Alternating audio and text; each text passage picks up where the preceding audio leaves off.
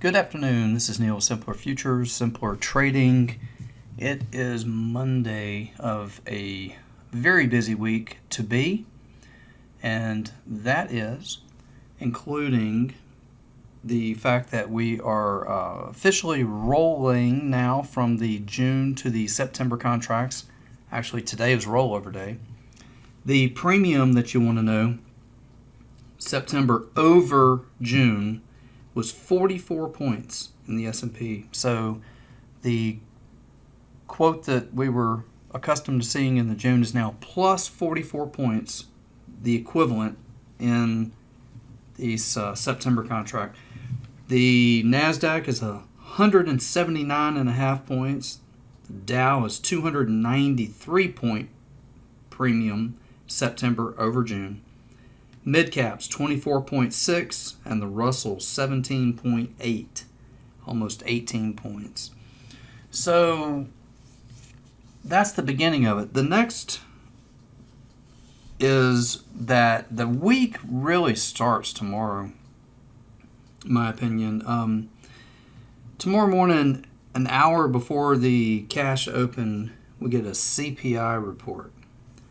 That is also the first day of a 2-day Fed meet, where we then get an FOMC rate announcement decision on Wednesday, following a PPI report that morning, Wednesday morning, then leading us into a series of what is normally chop a couple of days into a very choppy couple of days into the triple now, I'm sorry, because of the no longer single stock futures. So now it's back to what was before triple witching, end of quarter triple witching expiration on Friday.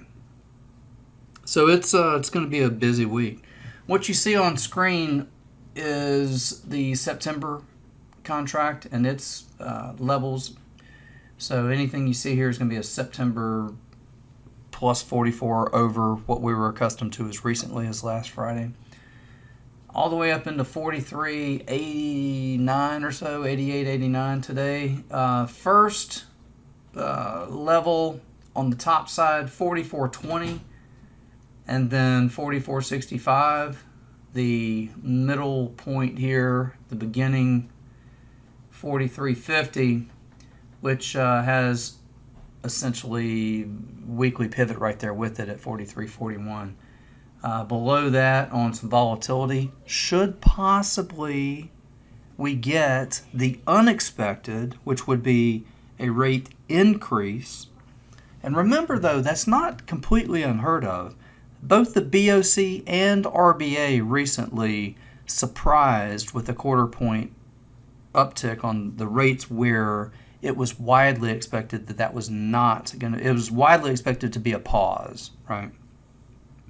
Well, here too, it's widely expected, 70-30, widely expected to be a pause as well, but that's no guarantee, especially the fact that we do have a CPI number coming tomorrow morning, a day in front of, and a PPI also Wednesday morning, in front of the actual announcement rate decision Wednesday afternoon.